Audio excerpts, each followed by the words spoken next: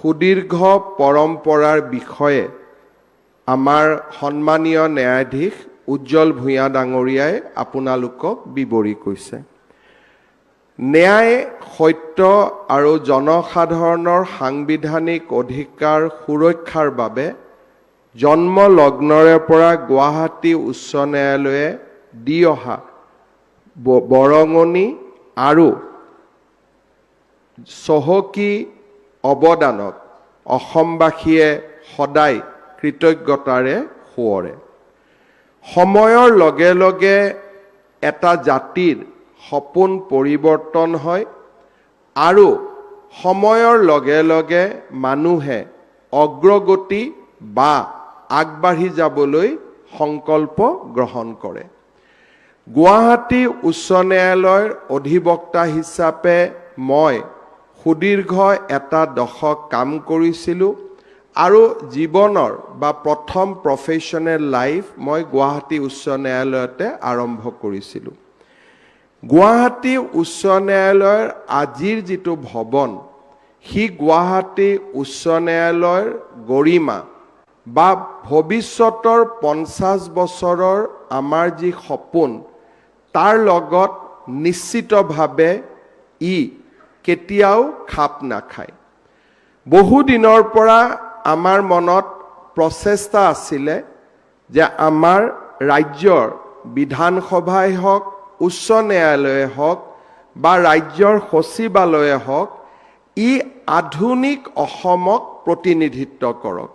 ই অসমবাসীৰ সপোনৰ এটা ইনষ্টিটিউশ্যন হওক। লাহে লাহে বিধানসভাৰ পৰিৱৰ্তন হ'ল, সচিবালয়ৰ পৰিৱৰ্তন হ'ল। গুৱাহাটী উচ্চ ন্যায়ালয়ৰ পৰিৱৰ্তন আমি দেখা নাছিলোঁ। 2022 চনত গুৱাহাটী উচ্চ ন্যায়ালয়ৰ তেতিয়াৰ মুখ্য ন্যায়াধীশ ন্যায়মূৰ্তি সন্দীপ মেহতা ডাঙৰীয়াই মোক এদিন উল্লেখ কৰিছিল যে গুৱাহাটী উচ্চ ন্যায়ালয় আমি এটা নতুন স্থানলৈ লৈ যাব লাগে। মই মুখ্য ন্যায়াধীশ ডাঙৰীয়াক কৈছিলোঁ যে আজি যদি আমি সিদ্ধান্ত লওঁ, আমি গুৱাহাটীৰ আশে পাশে মাটি দিব পাৰিম, কিন্তু আৰু 10 বছৰ পিছত যদি আমি ইয়াক চিন্তা কৰোঁ, ছয়গাঁও আৰু বকোলৈকে যাব লাগিব, নহ'লে আমি জাগিৰোডলৈকে যাব লাগিব। গতিকে আমি যদি সঁচাকৈ উচ্চ ন্যায়ালয়ক স্থানান্তৰ কৰিব লাগে, সিদ্ধান্ত আজি লোৱা উচিত। জাষ্টিছ মেহতা ডাঙৰীয়াক মই কৈছিলোঁ যে আমি আপোনাক 6-7টা লোকেশ্যন দেখুৱাম আৰু আপুনি সিদ্ধান্ত ল'ব, গুৱাহাটী উচ্চ ন্যায়ালয়ৰ ন্যায়াধীশসকলে সিদ্ধান্ত ল'ব যে উচ্চ ন্যায়ালয় ক'ত প্ৰতিষ্ঠা হ'ব লাগে। কেইবাটাও স্থান পৰিদৰ্শন কৰাৰ পিছত জাষ্টিছ মেহতা ডাঙৰীয়াই আমাক কৈছিলে যে ৰংমহলৰ আজিৰ স্থানটোৱে আটাইতকৈ উপযুক্ত স্থান। এটা সপোন আৰম্ভ হৈছিলে। সিদিনাখনৰ পৰাই আমি চিন্তা কৰিছিলোঁ যে কি ধৰণে গুৱাহাটী উচ্চ ন্যায়ালয়ক এটা আধুনিক ৰূপ দিব পৰা যায়, আমাৰ উচ্চ ন্যায়ালয়ৰ পৰম্পৰাৰ লগত সংগতি ৰাখি ইয়াক ডিজিটেল, টেকনলজিকেল আৰু ইনফ্ৰাষ্ট্ৰাকচাৰৰ দিশত আমি এটা সুসজ্জিত গুৱাহাটী উচ্চ ন্যায়ালয় নিৰ্মাণ কৰিব পাৰোঁ। সন্মানীয় ন্যায়মূৰ্তি সন্দীপ মেহতা ডাঙৰীয়াৰ অৱসৰ বা উচ্চতম ন্যায়ালয়লৈ পদোন্নতিৰ পিছত গুৱাহাটী উচ্চ ন্যায়ালয়ৰ মুখ্য ন্যায়াধীশ হিচাপে সন্মানীয় ন্যায়াধীশ বিজয় বিষ্ণয় ডাঙৰীয়াই দায়িত্ব গ্ৰহণ কৰে আৰু তেখেতৰ সময়তে আমি লাহে লাহে আৰ্কিটেকচাৰেল ড্ৰয়িং আদি প্ৰস্তুত কৰোঁ আৰু ৰংমহলৰ এই স্থানত 148 বিঘা মাটি আমি অধিগ্ৰহণৰ প্ৰচেষ্টা কৰোঁ। মই অত্যন্ত কৃতজ্ঞ, অকল জালুকবাৰী সমষ্টিৰ বিধায়ক হিচাপে নহয়, মই অত্যন্ত কৃতজ্ঞ যেতিয়া গুৱাহাটী উচ্চ ন্যায়ালয় ইয়াত স্থানান্তৰ হোৱাৰ কথা কোৱা হ'ল, ৰংমহলৰ স্থানীয় ৰাইজে অলপো আপত্তি নকৰাকৈ এই মাটি গুৱাহাটী উচ্চ ন্যায়ালয়ক দিবৰ বাবে সিদ্ধান্ত গ্ৰহণ কৰে। আপোনালোকে জানি আচৰিত হ'ব, নাৰেংগী কুৰুৱাৰ দলঙৰ পিছত, গুৱাহাটী উত্তৰ গুৱাহাটী দলঙৰ পিছত আৰু ৰিং ৰোড নিৰ্মাণৰ পিছত আজি আমি যিডোখৰ মাটিত থিয় হৈ আছোঁ, সেই মাটিডোখৰৰ মূল্য চৰকাৰে দিয়া টকাৰে জুখিব নোৱাৰি। কেৱল মাত্ৰ ন্যায়পালিকাৰ ওপৰত থকা শ্ৰদ্ধাৰ বাবেই ৰংমহলৰ ৰাইজে এই মাটি গুৱাহাটী উচ্চ ন্যায়ালয়ক দিবৰ বাবে সিদ্ধান্ত গ্ৰহণ কৰে। মই ৰংমহলৰ ৰাইজৰ ওচৰত আকৌ এবাৰ মোৰ অন্তৰৰ বহুত কৃতজ্ঞতা জ্ঞাপন কৰিছোঁ। যেতিয়া আমি ইয়াৰ আৰ্কিটেক্ট বা আমাৰ আৰ্কিটেকচাৰেল ড্ৰয়িং প্ৰস্তুত কৰিছিলোঁ, আমি সকলোৱে জানো সন্মানীয় ন্যায়াধীশ উজ্জ্বল ভূঞা ডাঙৰীয়াই গুৱাহাটী উচ্চ ন্যায়ালয়ত প্ৰেক্টিছ কৰিছিলে। আজি উচ্চতম ন্যায়ালয়ৰ তেখেত ন্যায়াধীশ। আমি যাতে পাৰ্সপেক্টিভ লছ নকৰোঁ, মই আমাৰ যিসকল বিষয়াই ইয়াৰ ড্ৰয়িং আদি বনাইছিল তেওঁলোকক মই অনুৰোধ কৰিছিলোঁ যে আপোনালোকে সন্মানীয় ন্যায়াধীশ উজ্জ্বল ভূঞা ডাঙৰীয়াৰ পৰা সময় লৈ বিল্ডিংটোৰ বিষয়ে বা ইয়াৰ কি ধৰণে আমি উচ্চ ন্যায়ালয়ক নিৰ্মাণ কৰিম, আপোনালোকে তেখেতৰ অভিজ্ঞতাৰ পৰা শিকিবৰ বাবে যত্ন কৰক। তেখেতৰ পৰামৰ্শত আমি বহু নতুন দিশ উচ্চ ন্যায়ালয়ৰ আমাৰ প্ৰস্তাৱিত ভৱনটোত আমি সন্মিলিত কৰিছিলোঁ বা সমাহিত কৰিছিলোঁ। গুৱাহাটী উচ্চ ন্যায়ালয়ৰ প্ৰতিগৰাকী সন্মানীয় ন্যায়াধীশে এই আৰ্কিটেক্ট বা ইয়াৰ বিল্ডিঙৰ প্ৰেজেণ্টেশ্যন সূক্ষ্মভাৱে পৰ্যালোচনা কৰিছিল আৰু ফুল কোৰ্টে আমাক যেতিয়া অনুমতি দিছিলে তেতিয়া আমি এই বিল্ডিঙৰ নিবিদা আহ্বান কৰিছিলোঁ। আপোনালোকে জানি অত্যন্ত আনন্দিত হ'ব যে এই সমগ্ৰ ভৱনটোত আমি কেইবাটাও পৰিকল্পনা কৰিছোঁ। বৰ্তমান ইয়াত 31টা কোৰ্ট ৰুম হ'ব, য'ত নেকি অধিবক্তা লিটিগেণ্ট সকলোৱে নিজে কোৰ্ট ৰুমত বহি তেওঁলোকৰ গোচৰৰ বিচাৰৰ প্ৰক্ৰিয়া তেওঁলোকে শুনিব পাৰিব, চাব পাৰিব। 31খন কোৰ্টৰ লগতে গুৱাহাটী উচ্চ ন্যায়ালয়ৰ অধিবক্তাসকলৰ বাবে 300 চেম্বাৰৰ লগতে আমি 2000 উকিলে বাৰ লাইব্ৰেৰীত বা বাৰত বহি তেওঁলোকে যাতে উচ্চ ন্যায়ালয়ৰ কাম কাজত যোগদান কৰিব পাৰে তাৰ বাবে আমি ব্যৱস্থা কৰিছোঁ। প্ৰশাসনীয় ভৱনৰ বাবে ৰেজিষ্ট্ৰীৰ লগত জড়িত আটাইবোৰ দিশ সামৰি আমি G+6 এটা ডাঙৰ বিল্ডিঙৰ আমি ইয়াত কল্পনা কৰিছোঁ। ভৱিষ্যতে গুৱাহাটী উচ্চ ন্যায়ালয়ত যদি কোৰ্টৰ সংখ্যা বাঢ়ে, আজি যেনেকৈ সন্মানীয় ন্যায়াধীশ ভূঞা ডাঙৰীয়াই কৈছে যে জাজ আৰু বাঢ়িব লাগে, ভৱিষ্যতৰ কাৰণে আৰু 15টা কোৰ্ট ইয়াত সন্নিৱিষ্ট কৰা হৈছে। কামৰূপ মহানগৰ আৰু কামৰূপ জিলাৰ 2খন চিভিল বা জিলা যিটো ন্যায়াধীশ ব্যৱস্থা তাক সন্নিৱিষ্ট কৰি ইয়াত 65খন জিলা কোৰ্টৰ ব্যৱস্থা কৰা হৈছে। অৰ্থাৎ ডিষ্ট্ৰিক্ট চিভিল কোৰ্টৰ পৰা ছেছন জাজৰ পৰা MSCT ট্ৰিব্যুনেলৰ পৰা আমাৰ ইণ্ডাষ্ট্ৰিয়েল ট্ৰিব্যুনেললৈকে 65খন ইয়াত আমাৰ কোৰ্ট সন্নিৱিষ্ট কৰা হৈছে। আৰু ডিষ্ট্ৰিক্ট জুডিচিয়াৰীৰ কাৰণে সেপাৰেটলি 2000 উকিল বহিব পৰা ইয়াত ব্যৱস্থা কৰা হৈছে। ইয়াত 1000 লোকে বহিব পৰা অডিটৰিয়ামৰ ব্যৱস্থা কৰা হৈছে। হাইকোৰ্টৰ পৰীক্ষা নিৰীক্ষা যাতে ইয়াতে কৰিব পাৰি ইয়াত এক্সামিনেশ্যন হলৰ ব্যৱস্থা কৰা হৈছে। এখন সুসজ্জিত চিকিৎসালয়ৰ ব্যৱস্থা কৰা হৈছে। লগতে আমি যাতে ইয়াত আহিলে এটা সুন্দৰ পৰিৱেশ পাওঁ তাৰ বাবে কাফেটেৰিয়া, কেণ্টিন অপৰ্যাপ্ত পৰিমাণে ৰখা হৈছে। বতাহ চাৰ্কুলেশ্যন আহিবৰ বাবে গ্ৰীনাৰী ৰখা হৈছে। আৰু ডিষ্ট্ৰিক্ট কোৰ্ট আৰু হাইকোৰ্ট একেটা বিল্ডিঙত থকাৰ পিছতো হাইকোৰ্টৰ বাবে আমি সুকীয়া 4 লেনযুক্ত এটা ৰাস্তাৰ ব্যৱস্থা কৰিছোঁ। বৰ্তমানৰ ৰংমহলৰ ৰাস্তাটোৱে ডিষ্ট্ৰিক্ট জুডিচিয়াৰীৰ প্ৰয়োজনীয়তা পূৰণ কৰিব।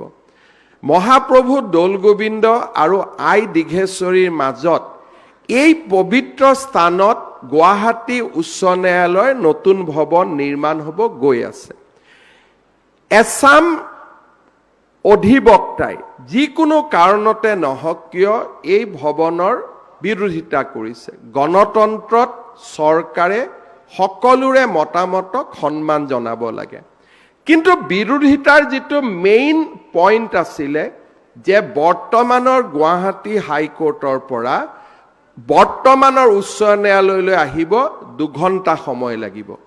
মই অত্যন্ত বিনম্ৰতাৰে সৈতে সকলোকে 1 মাৰ্চত এই স্থানলৈ আহিবলৈ অনুৰোধ কৰিম আৰু দীঘিলী পুখুৰীৰ পৰা এই স্থানলৈ যদি 20ৰ পৰা 25 মিনিটতকৈ বেছি লাগে তেতিয়াহ'লে আমি নিশ্চয় তেওঁলোকক কম যে তেওঁলোকৰ সিদ্ধান্ত শুদ্ধ আছিলে, আমাৰ সিদ্ধান্ত ভুল আছিলে। কাৰণ ফেব্ৰুৱাৰী মাহৰ মাজভাগত গুৱাহাটী উত্তৰ গুৱাহাটীৰ মাজত নিৰ্মিত দলং প্ৰধানমন্ত্ৰী নৰেন্দ্ৰ মোদী ডাঙৰীয়াই মুকলি কৰিব আৰু তাৰ পিছত ফাঁচী বজাৰৰ পৰা ৰংমহললৈ দূৰত্ব 8ৰ পৰা 9 মিনিট হ'ব, তাতকৈ 1 মিনিটো বেছি নহয়। তাক আজি মই নিশ্চিতভাৱে ক'ব পাৰোঁ। অৰ্থাৎ গুৱাহাটী পৰিৱৰ্তন হৈছে। আজি যিখন গুৱাহাটী 20 বছৰ পিছত সেই গুৱাহাটী নাথাকে, 10 বছৰ পিছত নাথাকে। নাৰেংগী কুৰুৱাৰ দলং ইয়াৰ পৰা 8 কিলোমিটাৰ 7 কিলোমিটাৰ। অৰ্থাৎ নাৰেংগী জাগিৰোড নগাঁৱৰ পৰা অহা প্ৰতিগৰাকী লিটিগেণ্ট, প্ৰতিগৰাকী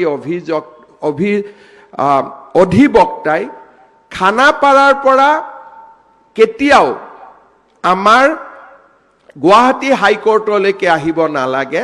সোণাপুৰৰ পৰা চিধা তেওঁলোকে ৰংমহললৈকে আহিব নাৰেংগী কুৰুৱাৰ দলঙেদি।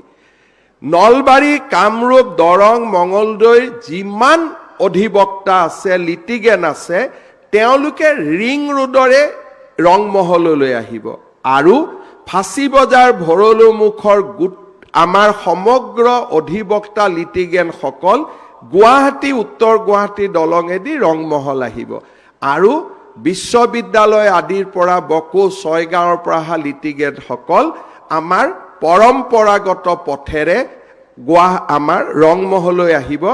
আৰু তাতো গৌৰীপুৰত আমি ইমান ডাঙৰ এটা ট্ৰাম্পেট বনাই আছোঁ যিটো জুলাইত আমি উদ্বোধন কৰিম।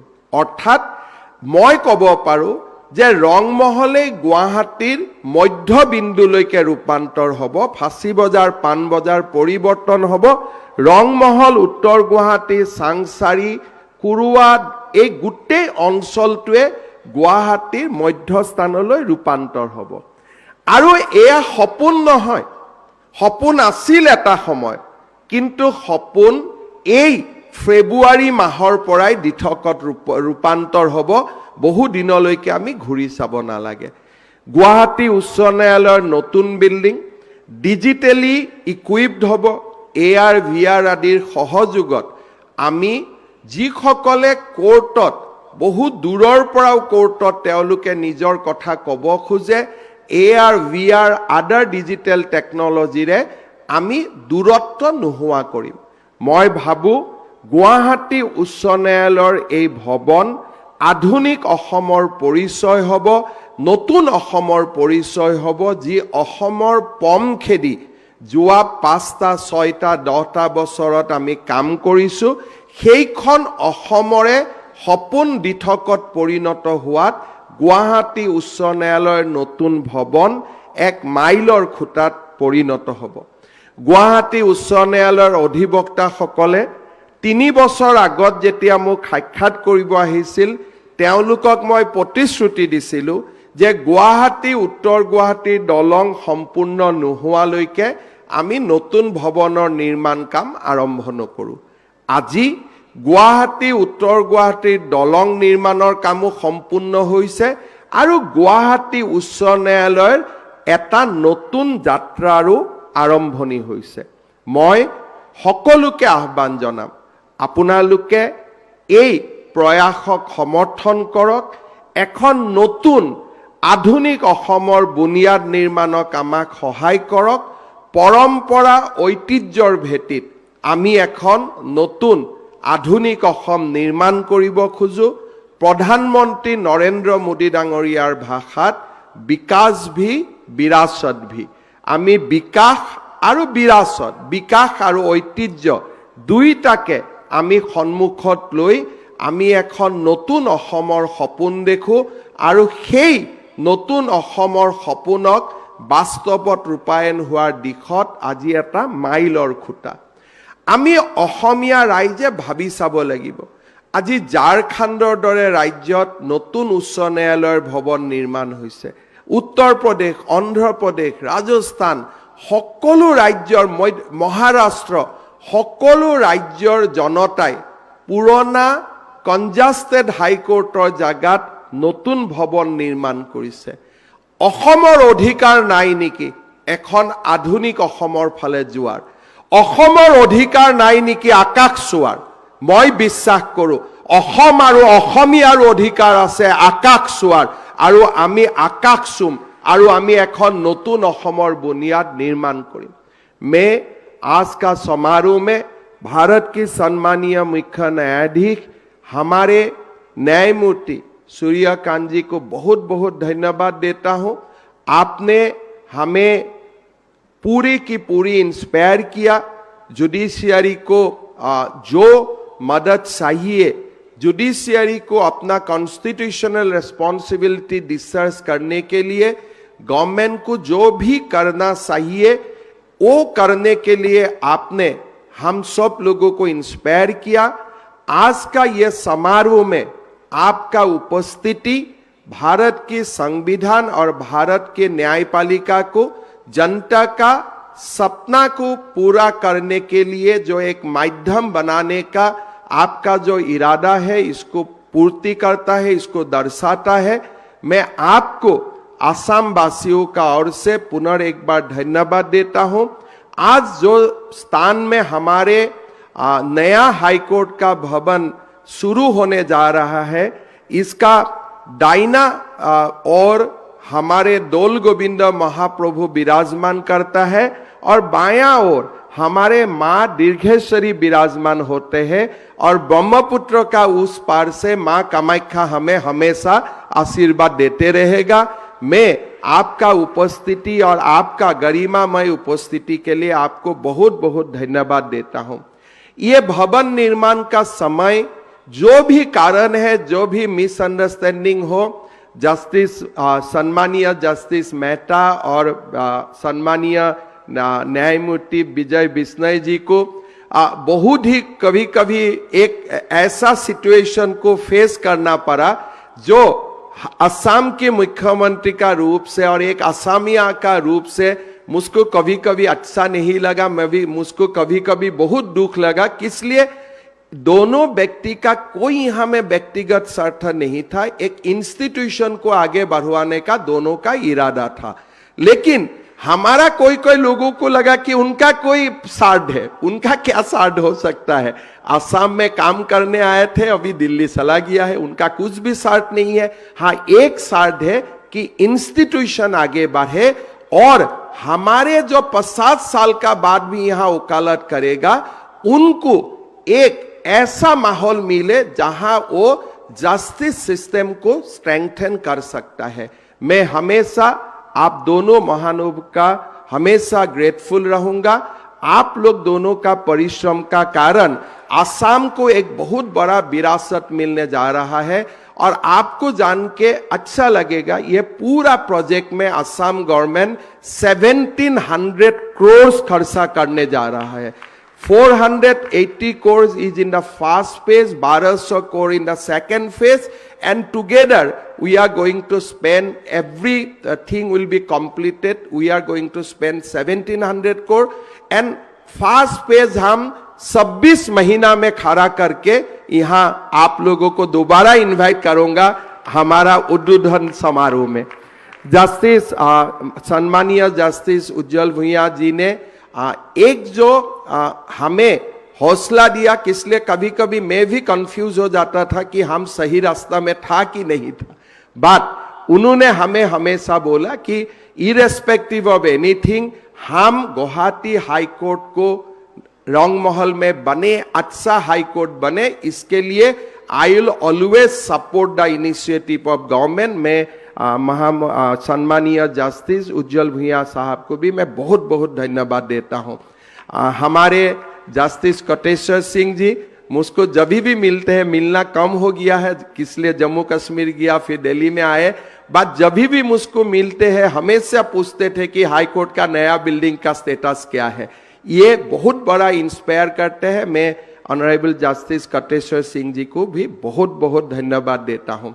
ये पूरा परिक्रमा में हमारे गुवाहाटी हाई कोर्ट का प्रेजेंट जजेस, सम्मानीय न्यायाधीशगण, साथ में हमारे जस्टिस सुमन श्याम, सारे लोगों ने हम लोगों को इतना हौसला दिया ये आगे बढ़ने के लिए, इसलिए हमारा सपना बड़ा होते होते चला गया। पहले तो हाई कोर्ट का सपना था, फिर हमने सोचा नहीं डिस्ट्रिक्ट कोर्ट भी आएगा, फिर कभी कभी मैं सोचता हूं व्हाई नॉट मेट्रो भी तो आ सकता है, यहाँ में मेट्रो भी चल सकता है। तो सपना बड़े होते ही जाएगा और असम आज सपना देख सकता है। अगर असम अपना इलाका में सेमीकंडक्टर इंडस्ट्री बना सकता है, अगर असम बैम्बो से इथानल बना सकता है, अगर असम देश का सबसे खूबसूरत एयरपोर्ट बना सकता है, तो असम देश का सबसे खूबसूरत हाई कोर्ट भी बना सकता है। और ये करके हम दिखाऊंगा। फिर एक बार आप लोग सबको मेरा आभार व्यक्त करते हुए मैं मेरा बाणी का विराम देता हूं। সকলোকে আকৌ এবাৰ ধন্যবাদ। নতুন অসম গঢ়িম আমি, নতুন অসম গঢ়িম আৰু আধুনিক অসম গঢ়িম, परंपरा और ऐतिह्य खामरी। बहुत बहुत धन्यवाद। जय हिंद, वंदे मातरम।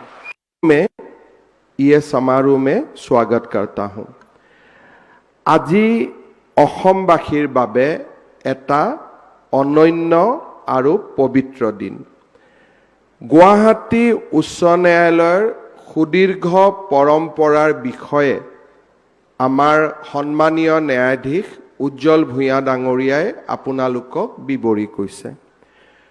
ন্যায়, সত্য আৰু জনসাধাৰণৰ সাংবিধানিক অধিকাৰ সুৰক্ষাৰ বাবে জন্ম লগ্নৰে পৰা গুৱাহাটী উচ্চ ন্যায়ালয়ে দি অহা বৰঙণি আৰু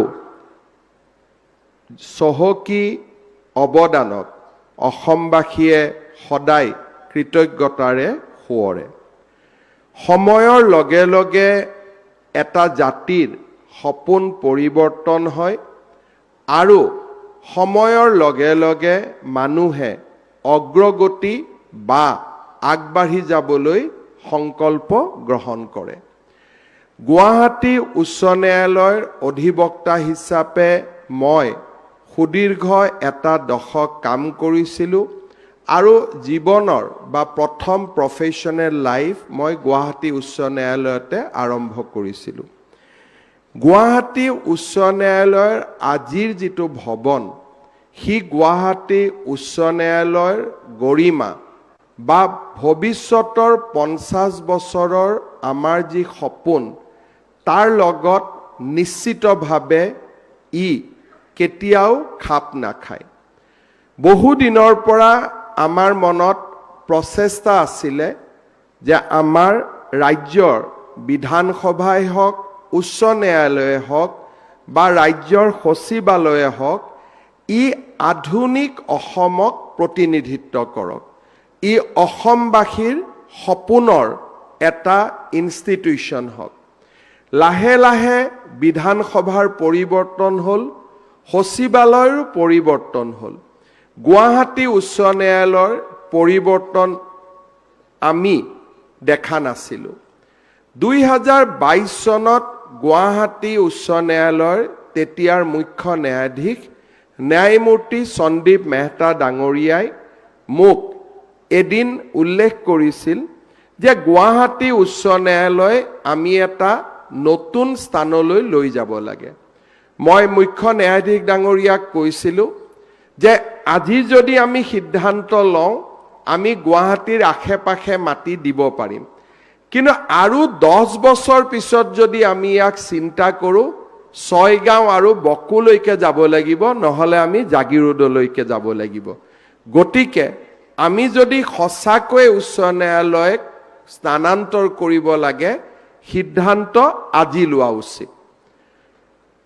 জাষ্টিছ মেহতা ডাঙৰীয়াক মই কৈছিলোঁ যে আমি আপোনাক 6-7টা লোকেশ্যন দেখুৱাম আৰু আপুনি সিদ্ধান্ত ল'ব, গুৱাহাটী উচ্চ ন্যায়ালয়ৰ ন্যায়াধীশসকলে সিদ্ধান্ত ল'ব যে উচ্চ ন্যায়ালয় ক'ত প্ৰতিষ্ঠা হ'ব লাগে। কেইবাটাও স্থান পৰিদৰ্শন কৰাৰ পিছত জাষ্টিছ মেহতা ডাঙৰীয়াই আমাক কৈছিলে যে ৰংমহলৰ আজিৰ স্থানটোৱে আটাইতকৈ উপযুক্ত স্থান। এটা সপোন আৰম্ভ হৈছিলে।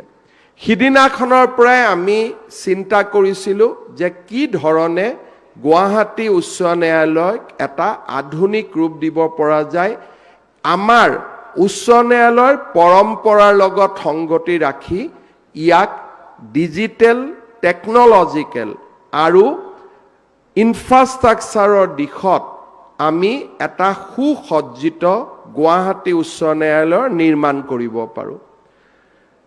সন্মানীয় ন্যায়মূৰ্তি সন্দীপ মেহতা ডাঙৰীয়াৰ অৱসৰ বা উচ্চতম ন্যায়ালয়লৈ পদোন্নতিৰ পিছত গুৱাহাটী উচ্চ ন্যায়ালয়ৰ মুখ্য ন্যায়াধীশ হিচাপে সন্মানীয় ন্যায়াধীশ বিজয় বিষ্ণয় ডাঙৰীয়াই দায়িত্ব গ্ৰহণ কৰে আৰু তেখেতৰ সময়তে আমি লাহে লাহে আৰ্কিটেকচাৰেল ড্ৰয়িং আদি প্ৰস্তুত কৰোঁ আৰু ৰংমহলৰ এই স্থানত 148 বিঘা মাটি আমি অধিগ্ৰহণৰ প্ৰচেষ্টা কৰোঁ। মই অত্যন্ত কৃতজ্ঞ, অকল জালুকবাৰী সমষ্টিৰ বিধায়ক হিচাপে নহয়, মই অত্যন্ত কৃতজ্ঞ যেতিয়া গুৱাহাটী উচ্চ ন্যায়ালয় ইয়াত স্থানান্তৰ হোৱাৰ কথা কোৱা হ'ল, ৰংমহলৰ স্থানীয় ৰাইজে অলপো আপত্তি নকৰাকৈ এই মাটি গুৱাহাটী উচ্চ ন্যায়ালয়ক দিবৰ বাবে সিদ্ধান্ত গ্ৰহণ কৰে। আপোনালোকে জানি আচৰিত হ'ব, নাৰেংগী কুৰুৱাৰ দলঙৰ পিছত, গুৱাহাটী উত্তৰ গুৱাহাটী দলঙৰ পিছত আৰু ৰিং ৰোড নিৰ্মাণৰ পিছত আজি আমি যিডোখৰ মাটিত থিয় হৈ আছোঁ সেই মাটিডোখৰৰ মূল্য চৰকাৰে দিয়া টকাৰে জুখিব নোৱাৰি।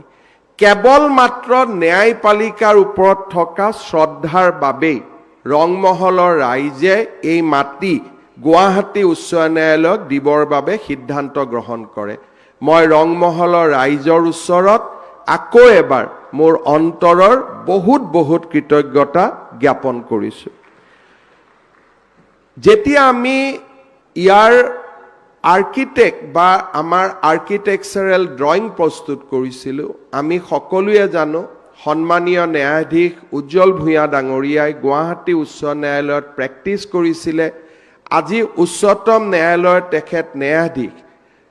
আমি যাতে পাৰ্সপেক্টিভ লছ নকৰোঁ, মই আমাৰ যিসকল বিষয়াই ইয়াৰ ড্ৰয়িং আদি বনাইছিল তেওঁলোকক মই অনুৰোধ কৰিছিলোঁ যে আপোনালোকে সন্মানীয় ন্যায়াধীশ উজ্জ্বল ভূঞা ডাঙৰীয়াৰ পৰা সময় লৈ বিল্ডিংটোৰ বিষয়ে বা ইয়াৰ কি ধৰণে আমি উচ্চ ন্যায়ালয়ক নিৰ্মাণ কৰিম আপোনালোকে তেখেতৰ অভিজ্ঞতাৰ পৰা শিকিবৰ বাবে যত্ন কৰক। তেখেতৰ পৰামৰ্শত আমি বহু নতুন দিশ উচ্চ ন্যায়ালয়ৰ আমাৰ প্ৰস্তাৱিত ভৱনটোত আমি সন্মিলিত কৰিছিলোঁ বা সমাহিত কৰিছিলোঁ। গুৱাহাটী উচ্চ ন্যায়ালয়ৰ প্ৰতিগৰাকী সন্মানীয় ন্যায়াধীশে এই আৰ্কিটেক্ট বা ইয়াৰ বিল্ডিঙৰ প্ৰেজেণ্টেশ্যন সূক্ষ্মভাৱে পৰ্যালোচনা কৰিছিল আৰু ফুল কোৰ্টে আমাক যেতিয়া অনুমতি দিছিলে তেতিয়া আমি এই বিল্ডিঙৰ নিবিদা আহ্বান কৰিছিলোঁ। আপোনালোকে জানি অত্যন্ত আনন্দিত হ'ব যে এই সমগ্ৰ ভৱনটোত আমি কেইবাটাও পৰিকল্পনা কৰিছোঁ। বৰ্তমান ইয়াত 31টা কোৰ্ট ৰুম হ'ব, য'ত নেকি অধিবক্তা, লিটিগেণ্ট সকলোৱে নিজে কোৰ্ট ৰুমত বহি তেওঁলোকৰ গোচৰৰ বিচাৰৰ প্ৰক্ৰিয়া তেওঁলোকে শুনিব পাৰিব, চাব পাৰিব। 31খন কোৰ্টৰ লগতে গুৱাহাটী উচ্চ ন্যায়ালয়ৰ অধিবক্তাসকলৰ বাবে 300 চেম্বাৰৰ লগতে আমি 2000 উকিলে বাৰ লাইব্ৰেৰীত বা বাৰত বহি তেওঁলোকে যাতে উচ্চ ন্যায়ালয়ৰ কাম কাজত যোগদান কৰিব পাৰে তাৰ বাবে আমি ব্যৱস্থা কৰিছোঁ। প্ৰশাসনীয় ভৱনৰ বাবে ৰেজিষ্ট্ৰীৰ লগত জড়িত আটাইবোৰ দিশ সামৰি আমি G+6 এটা ডাঙৰ বিল্ডিঙৰ আমি ইয়াত কল্পনা কৰিছোঁ। ভৱিষ্যতে গুৱাহাটী উচ্চ ন্যায়ালয়ত যদি কোৰ্টৰ সংখ্যা বাঢ়ে, আজি যেনেকৈ সন্মানীয় ন্যায়াধীশ ভূঞা ডাঙৰীয়াই কৈছে যে জাজ আৰু বাঢ়িব লাগে, ভৱিষ্যতৰ কাৰণে আৰু 15টা কোৰ্ট ইয়াত সন্নিৱিষ্ট কৰা হৈছে।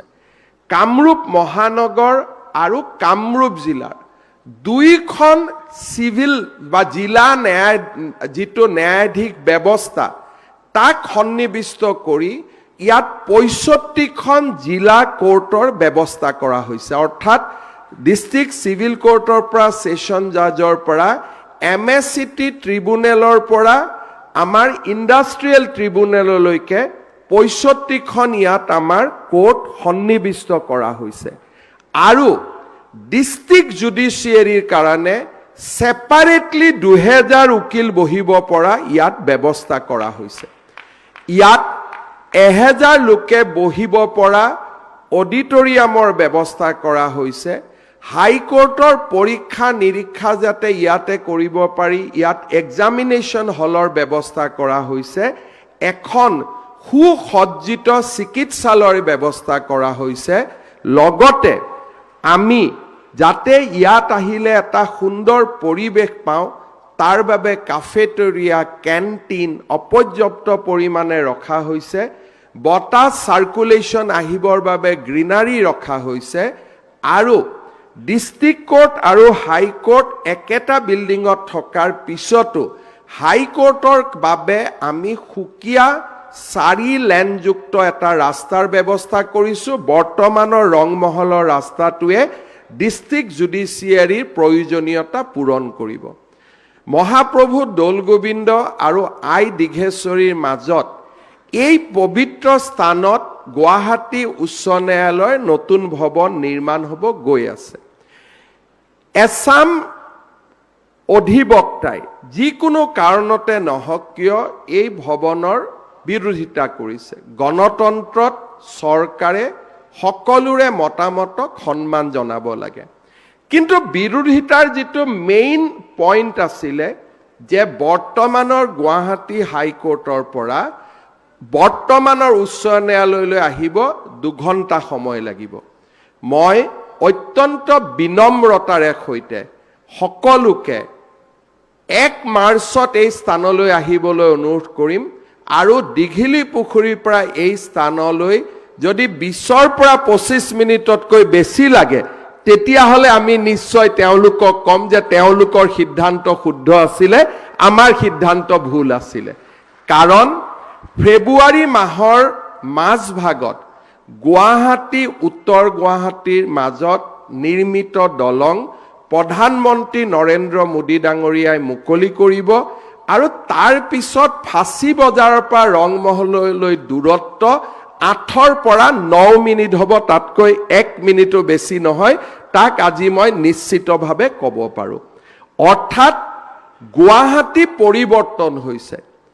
আজি যিখন গুৱাহাটী 20 বছৰ পিছত সেই গুৱাহাটী নাথাকে, 10 বছৰ পিছত নাথাকে।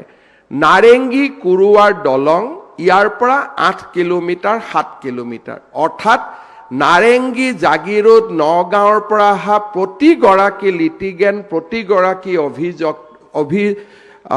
অধিবক্তাই খানাপাৰাৰ পৰা কেতিয়াও আমাৰ গুৱাহাটী হাইকোৰ্টলৈকে আহিব নালাগে, সোণাপুৰৰ পৰা চিধা চিধি তেওঁলোকে ৰংমহললৈকে আহিব নাৰেংগী কুৰুৱাৰ দলঙেদি।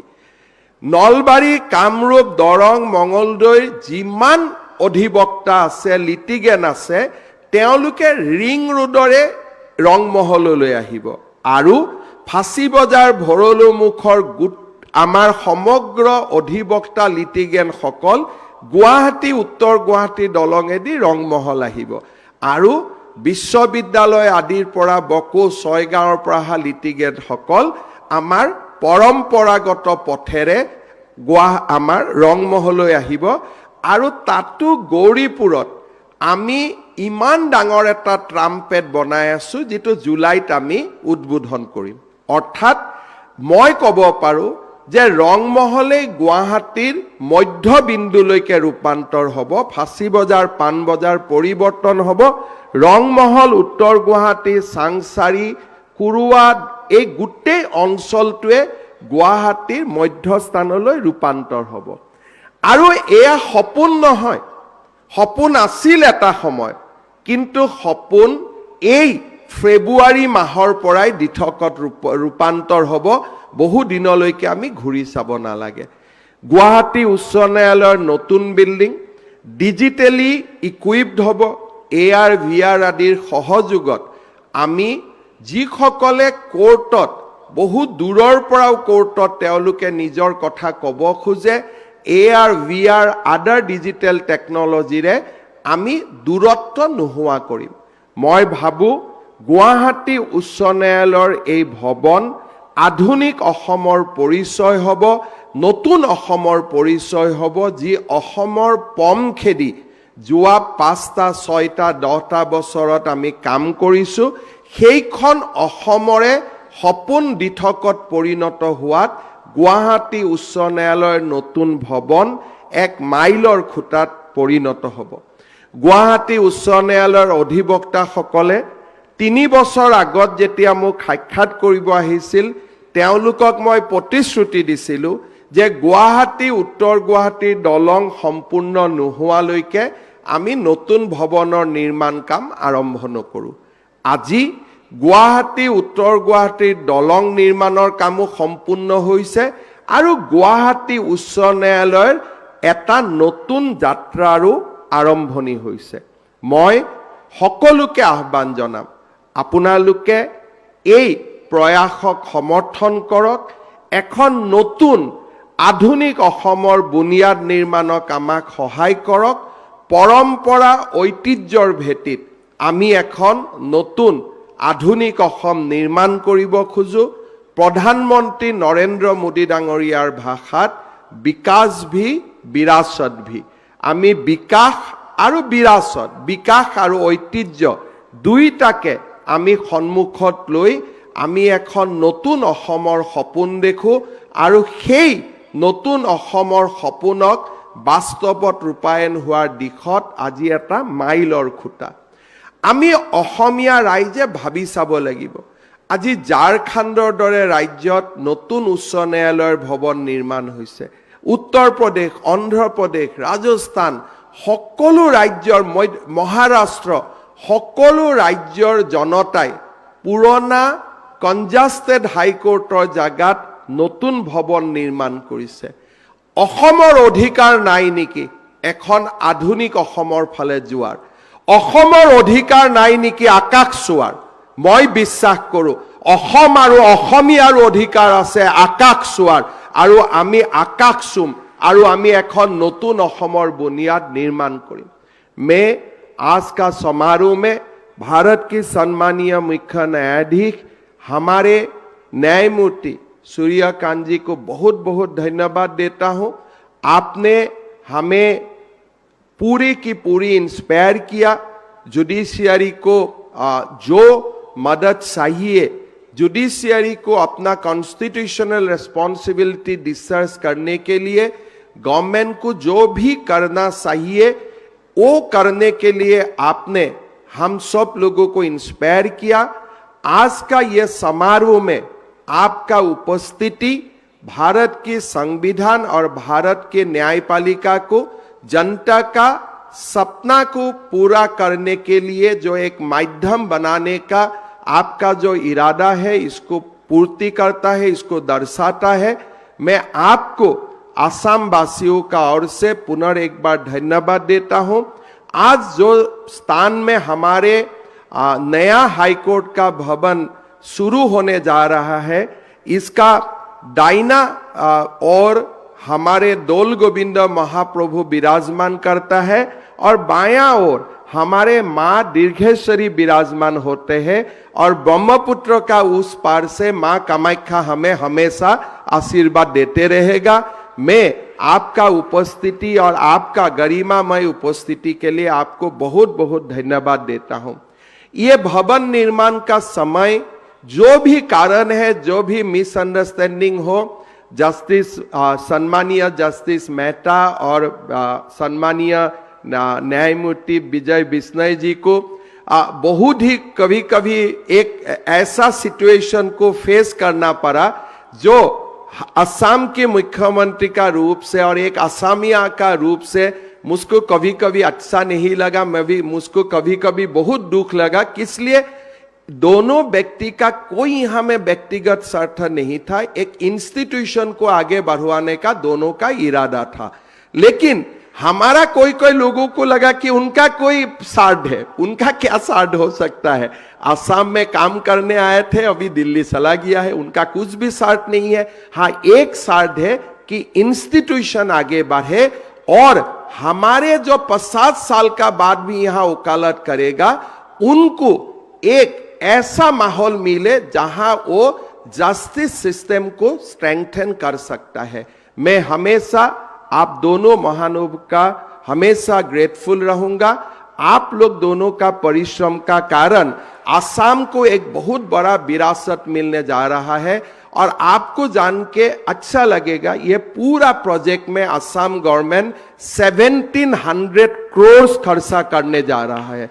480 crores is in the first phase, 1200 crore in the second phase, and together we are going to spend, everything will be completed, we are going to spend 1700 crore and first phase हम 26 महीना में खड़ा करके यहाँ आप लोगों को दोबारा इनवाइट करूंगा हमारा उद्बोधन समारोह में।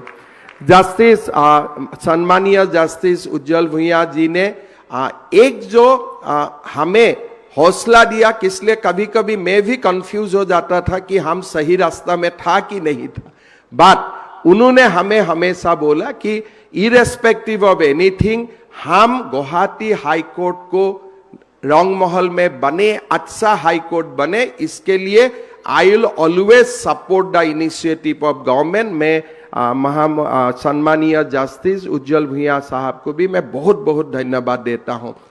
हमारे जस्टिस कोटेश्वर सिंह जी मुझको जब भी मिलते हैं, मिलना कम हो गया है इसलिए जम्मू कश्मीर गया फिर दिल्ली में आए, बट जब भी मुझको मिलते हैं हमेशा पूछते थे कि हाई कोर्ट का नया बिल्डिंग का स्टेटस क्या है। ये बहुत बड़ा इंस्पायर करते हैं। मैं ऑनरेबल जस्टिस कोटेश्वर सिंह जी को भी बहुत बहुत धन्यवाद देता हूं। ये पूरा परिक्रमा में हमारे गुवाहाटी हाई कोर्ट का प्रेजेंट जजेस, सम्मानीय न्यायाधीशगण, साथ में हमारे जस्टिस सुमन श्याम, सारे लोगों ने हम लोगों को इतना हौसला दिया ये आगे बढ़ने के लिए, इसलिए हमारा सपना बड़ा होते होते चला गया। पहले तो हाई कोर्ट का सपना था, फिर हमने सोचा नहीं डिस्ट्रिक्ट कोर्ट भी आएगा, फिर कभी कभी मैं सोचता हूं व्हाई नॉट मेट्रो भी तो आ सकता है, यहां में मेट्रो भी चल सकता है। तो सपना बड़े होते ही जाएगा और असम आज सपना देख सकता है। अगर असम अपना इलाका में सेमीकंडक्टर इंडस्ट्री बना सकता है, अगर असम बैम्बो से इथानल बना सकता है, अगर असम देश का सबसे खूबसूरत एयरपोर्ट बना सकता है, तो असम देश का सबसे खूबसूरत हाईकोर्ट भी बना सकता है और ये करके हम दिखाऊंगा। फिर एक बार आप लोग सबको मेरा आभार व्यक्त करते हुए मैं मेरा बाणी का विराम देता हूं। সকলোকে আকৌ এবাৰ ধন্যবাদ। নতুন অসম গঢ়িম আমি, নতুন অসম গঢ়িম আৰু আধুনিক অসম গঢ়িম परंपरा और ऐतिह्य खामरी। बहुत बहुत धन्यवाद। जय हिंद, वंदे मातरम। मैं ये समारोह में स्वागत करता हूं। আজি অসমবাসীৰ বাবে